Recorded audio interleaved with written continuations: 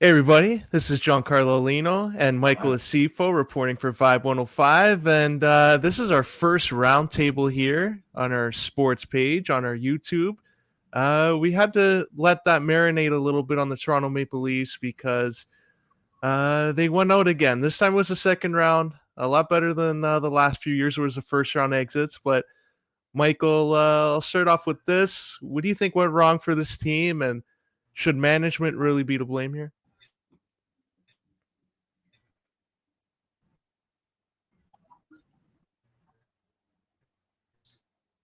Um, can you hear me? Just want to make sure that like, Oh no. yeah, now you're Okay, cool. All right. Well, no, just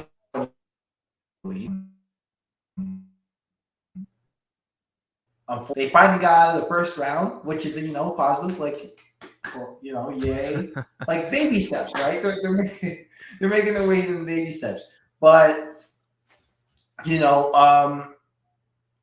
it just wasn't meant to be. Like, and I think if you were to ask like any hockey expert, like you know, could the Leafs have played better? Maybe there's a couple things here and there, but would you say they played bad and should have went out in five? No, I honestly think like they were on par with the Florida Panthers, but a goal here, a goal there, kind of set them apart. Or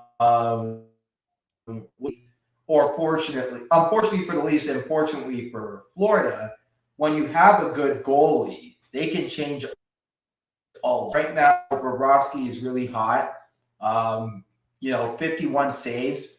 Like, come on. Like, 51 saves. Who does that? Right. And it's unfortunate, but yeah, like, there's going to be some soul searching to do for the off season. A lot of golfing, a lot of fishing, but also a lot of like actual like meetings and boardrooms. and like it's an interesting thing because like the NHL, like Kyle Dubas did a lot. He had all the resources there. They actually did salary cap maneuvering there with the Ryan O'Reilly trade. How he got another team to take some cap and another percentage. So like when it comes down to this, like does the NHL really need to look at changing some of the rules, add a luxury tax? Like you see some teams like Arizona Coyotes who they're playing in a 5,000 seat arena for the next few years, and sometimes it looks like they can't fill it out. Like that team could use some extra funding, and a luxury tax would probably do it. Like, should they finally adapt with the times and follow the NBA's whole model there? Because it seems to be working for them. Well, it's not just the NBA. Like every major organization has some sort of luxury tax. Um, and I would probably say it's time. It's just that unfortunately you do have teams like you mentioned Arizona who are, and I say this respectfully, are a disgrace. Um, you,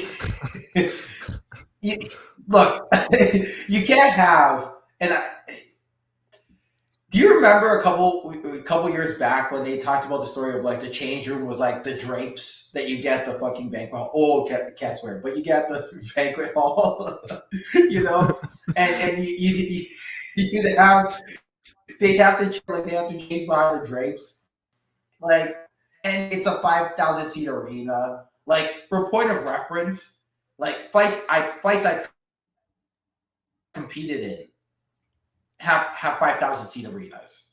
You know what I'm saying? Like and that you do have to like that who like clearly are going to be hemorrhaging money because then if you introduce a luxury tax, right? You're going to have teams like the Leafs who are ready, willing, and able to go way over the cap to pay that luxury tax to get a Stanley Cup, no matter how much of an it makes. And then you're going to have teams like Phoenix who will sell off whatever they can for race, which is sad. So you do have, I mean, like you could have some sort of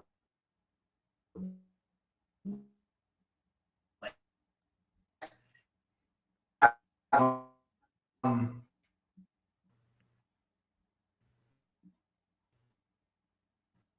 is the way, because you do limit a GM's ability to kind of work with the green light he has, right? Like I'm convinced all Toronto, Boston, Detroit, you can throw in there, Vancouver. No, actually not with the Aquilinis, maybe not. But like everybody else, I think would have definitely thrown the truck at a lot of players because they deserve it, right? And so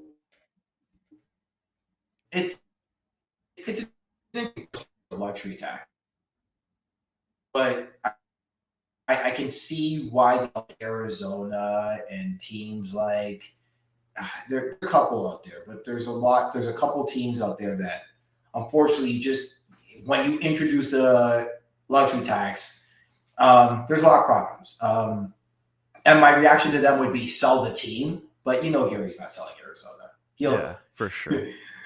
Arizona can have one fan who comes in for free every week, like every game, and it could be the only fan in all of Arizona who watches the Coyotes, and he'll still through them in. But it's like they're doing well. That's a success. One fan is more than none, so that's a successful year. Yeah. The good Lord says when there's two or more in the presence. No, I'm kidding. But yeah, I do understand where Gary is coming from. I do understand where the league is coming from, but I just think that move the team. It doesn't necessarily have to be a Canadian team. Like I'm not saying, hey, move him back to Quebec City. Well, not move him back, but move him to Quebec City. I'm not saying that, but I am saying, there are clearly a lot of organizations, a lot of cities who would want one, right? We don't have a Cleveland hockey team. I think Cleveland can work. Why not? But neither here nor there. Yeah, Houston too. Like that's a market where they have so much potential. It's just like whether they want to commit to it, because like they see what happened with Winnipeg. They already moved them. Atlanta twice. They lost 2 teams, so can't go back there. So it's one of those things. Like I'm with you. I think the Leafs. Like you look at what MLSE has done with the Raptors. Like they're committed. They got Kawhi Leonard that contract, even though they knew he wasn't going to play the whole year. Won him a championship. You just look at TFC, what they did. They spent $15 million on Insigne. He's not even playing half the time sometimes. And now I think the Leafs, if you give him that opportunity, I think Rogers would pull into our wireless fund. And I wouldn't be surprised if they had a $250 million cap hit if the Leafs were in charge of running the salary cap and the luxury tax. Yeah. No, I think that's actually a very good point. If you think about what they've done for the Raptors and for TFC and they're still making money, imagine what they would do for the Leafs, the crown jewel of MLSC. Come on. It's not a question. And let's transition a little bit here. The NBA playoffs has been another story, and I want to get your take on this because LeBron, Steph Curry, they've had their battles in the playoffs. Now LeBron's going to be the one that gets an opportunity to go to the final, maybe win the 5th ring. The narrative's going to come up again, that conversation about LeBron, MJ. Do you think that's just a way for them to sell it, to get some of the ratings up, or are they trying to push it a little too much there with MJ?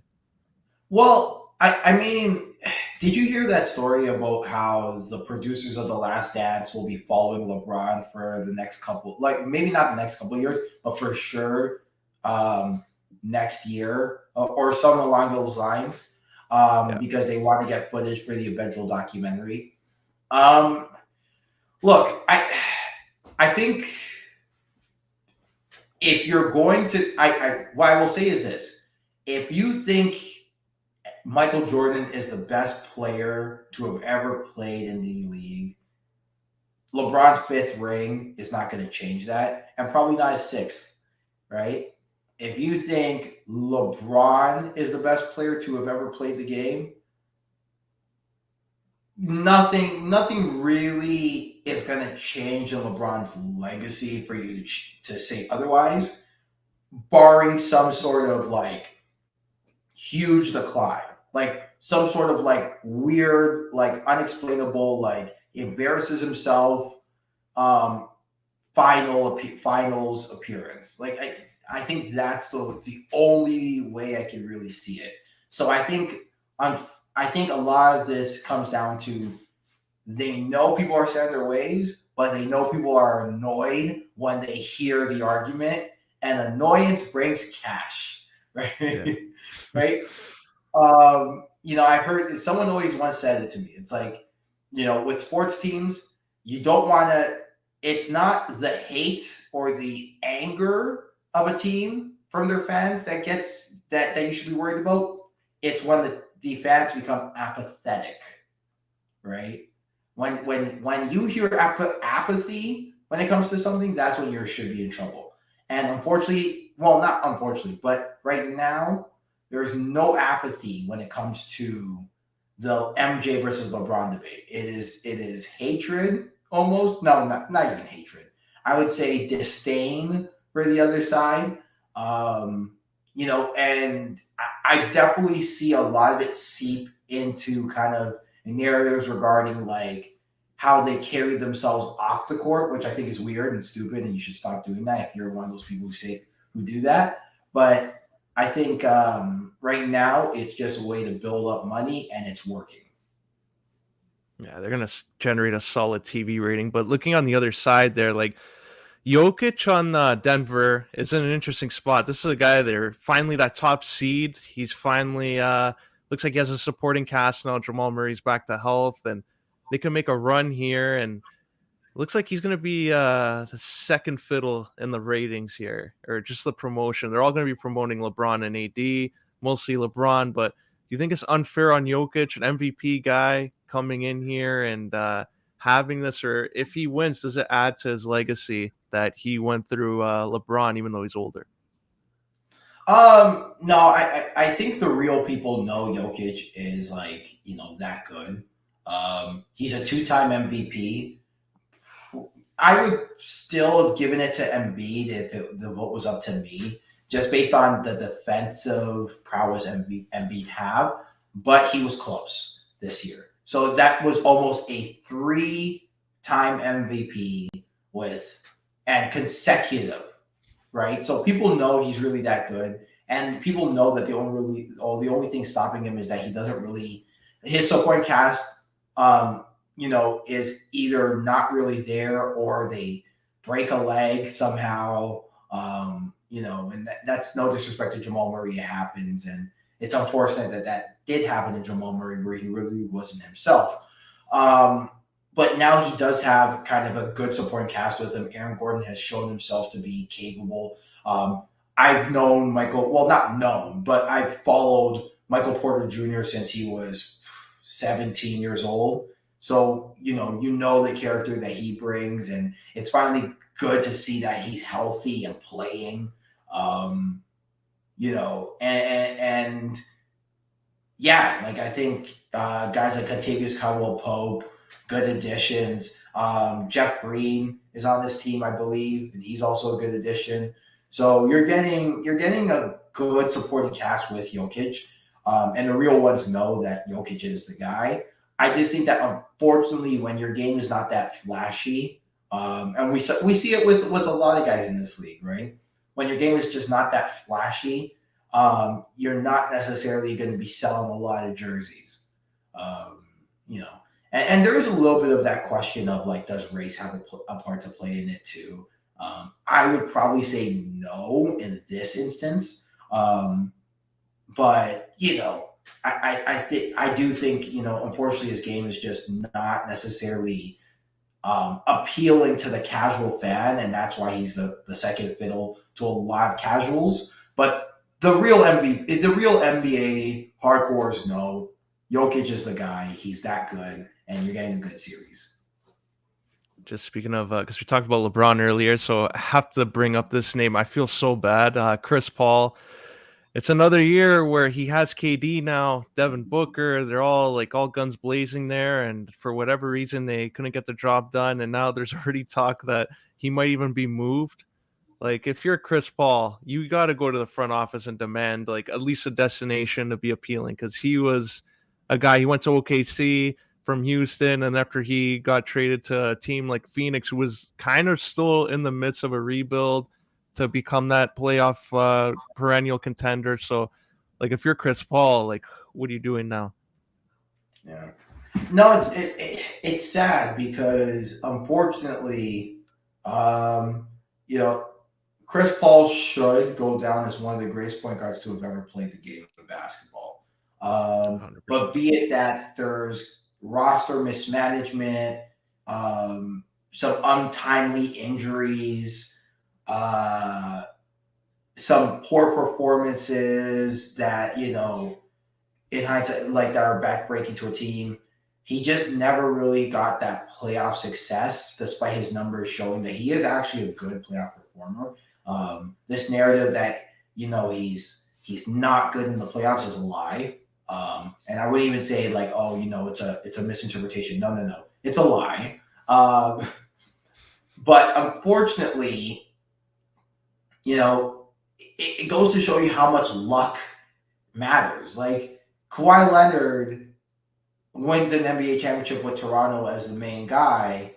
But let's be honest, if maybe KD doesn't hurt his Achilles, if maybe Klay Thompson's knee doesn't give out on him, if LeBron maybe stays in Cleveland and Kyrie stayed in Cleveland, like situational stuff, right? Whereas Chris Paul, he had to deal with the five-headed monster that was the Golden State Warriors. He had to deal with the San Antonio Spurs. He had a groin injury a couple of times. After a really good game against the Golden State Warriors that had that four-headed monster in Steph, Klay, KD, and Draymond, he blew up his hamstring. It's unfortunate because it's like, those are clearly unlucky things, but those are things that unfortunately when you open the book of Chris Paul's legacy, he's going to be one of those guys who never won a championship because of those things. Now, there's still time. Like if, let's say, Chris Paul goes to, insert team here, and next year that team wins a championship and he's a contributor on that team, everyone forgets everything. He is a champion. He's won. It's like the Ray Bork syndrome, right? Ray Bork didn't win a damn thing until he was like old and gray, won it, and now everyone forgets. All of a sudden, Ray Bork is one of the greatest to ever do it. So there's still time for that. I think he's still got a couple good years left in him. But unfortunately, it does look like he's just going to be one of those guys who was just really unlucky and didn't win the championship. And it's unfortunate because, like, I remember that year where that trade, it looked like he was going to be a Laker, him and Kobe. The league vetoed that. So that's one of the most unfortunate things that I wish didn't happen. Can you imagine, like, him and Kobe together that year? Like, Kobe was still playing really well, and then they veto that. Yeah, that's another one, right? Like Kobe pre-Achilles injury, Kobe, Pau Gasol, Andrew Bynum, Melville Peace, and Chris Paul would have been added to that lineup, and then all of a sudden David Stern says, no. And I get it. May he rest in peace, David Stern, and may he rest in peace, Kobe. Because, like, I understand the wisdom behind it. At that time, a lot of teams were kind of loading up, let's say, and if you have the ability to control, and at the time he had the ability to control we talked about this off air, there was a period of time where the league actually controlled the New Orleans Hornets, well, Pelicans now. So they actually had the ability to kind of veto trades that the Pelicans had and made, and they felt this one was a little ridiculous, and so they actually swiped that through. Sorry to cut you off on that one, but I do remember. But that's another one that speaks to that point, right? Where it's like, unfortunately, it sucks, but he's just unlucky. It just happens sometimes. Like how many, it's weird because it's like how many players would have won a championship if MJ didn't exist? Oh, there's so many. Like poor Charles Barkley, poor Patrick Ewing, poor. Oh my goodness, there's so many guys. Like imagine if Clyde didn't go on the Houston Rockets. What would have happened then? It just sucks. Like, man, Alonzo almost didn't get to win one, but now he technically did with the Heat in 04. So it just be like that sometimes. Reggie never got to win one. Yeah. Oh, yeah, it's Dream Team teammates too. Stockton and Malone. Those are two other ones. Oh, Malone deserves it. That's good. That's like if you watch the NBA or do a Wikipedia search, you'll find out your answer there. But there's even like Gary Payton and Kemp, like Michael Jordan. I think people forget like they always to say that narrative. Oh yeah, he didn't play the same level of competition as LeBron. Like go look at some of those teams. It's like Hall of Famer after Hall of Famer defender too in that era. Yeah, right. Like no one ever talks about. But remember Alvin Robinson? Like. Yeah. Played the same position, one of the best defenders of all time, guarded Jordan a lot. And no one talks about how Michael Jordan would torch him. So like I just think that but that goes back to the LeBron and MJ thing. I think like unfortunately, like people will make narratives because they're on one side, right? And no matter what you say, unfortunately, nothing will change it unless Michael Jordan were to come back today at like whatever age, put the cigar down and start dropping buckets and win a championship. Your opinions on if MJ or LeBron just don't change. It won't change. True. And we'll do one more topic here as we run out to half hour, but a big sport you're into here. You're also competing at it professionally, MMA. The UFC is known to have some returns after once in a while, a few years off. Like GSP did it. He showed that he can still win. Henry Cejudo wasn't able to follow that same path there and win the title, taking on Aljamain Sterling. Now that a week has passed, like, was this a controversial decision? Like, I know debatable there. The fifth round, Henry Cejudo lost it on one of the scorecards, and if that judge gave it to him, he's a new champ right now. So what do you think of just the way the fight played out? And is it a robbery like maybe some people say? I think the result isn't a robbery. I think some of those judges' scorecards, though, were very concerning. Two things can be true at once. Like, because I personally gave Aljo rounds 1, 3, 4. I gave Henry rounds 2 and 5. If someone said to me they gave Henry 2, 3, 5, I disagree, but I wouldn't get mad. Like, I don't think it's super egregious, right? If someone said they gave Henry 1, 2, 5, I'd agree a little more, but I wouldn't get too mad. But if someone said, I think Aljo won's rounds,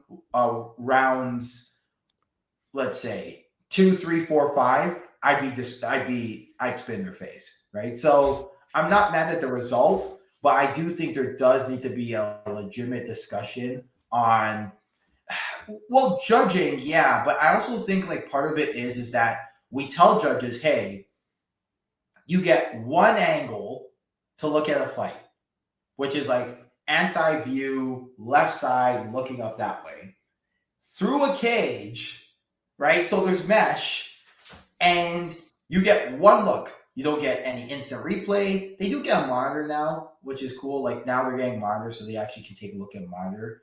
So like if they need a closer look at stuff, it's fine.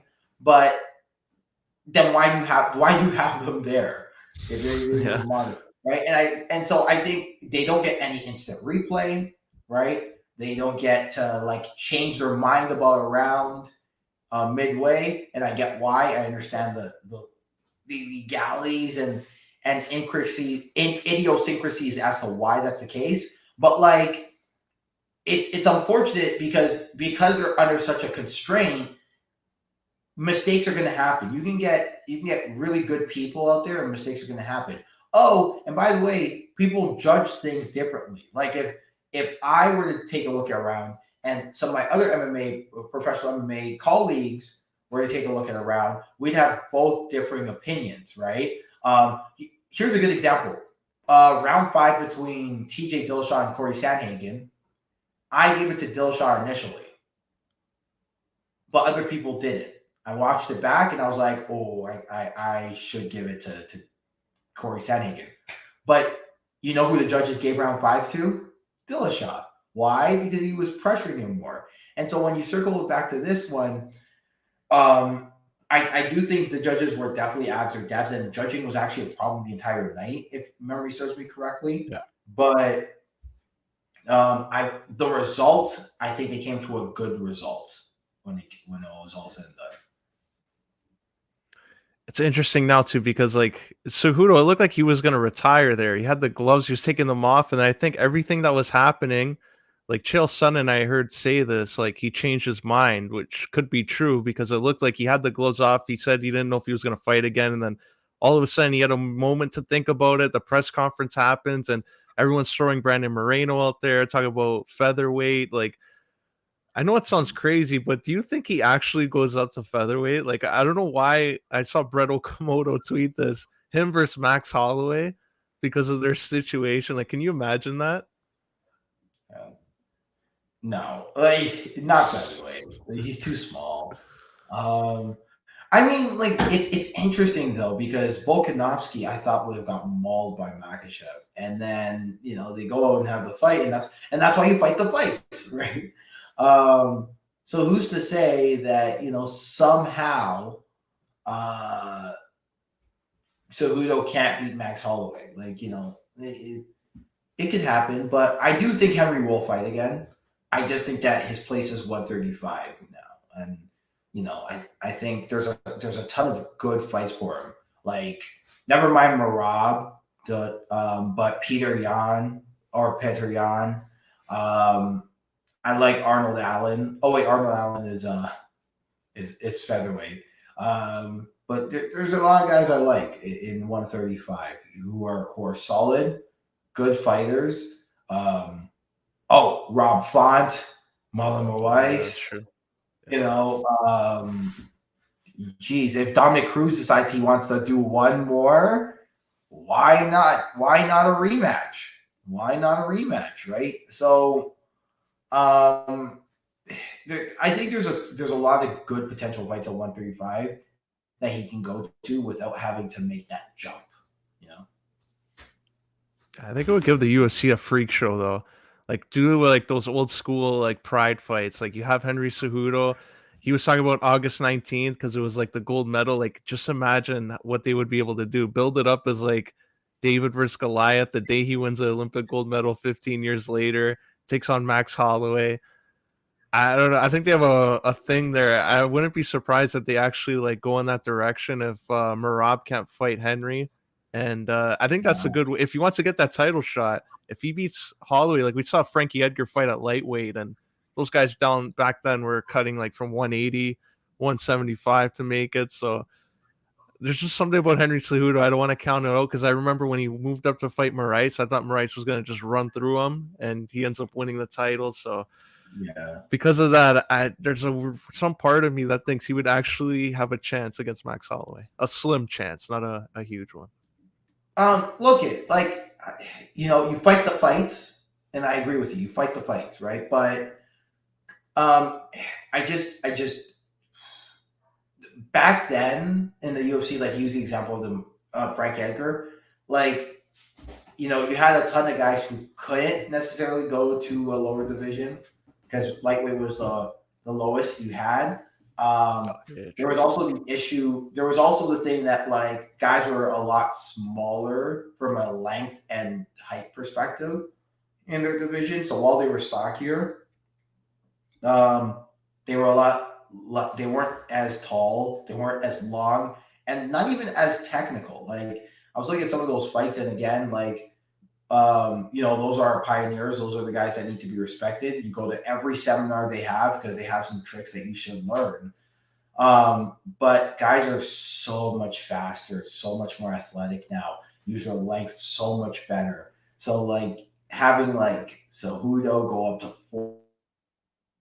45 is really tough. Definitely.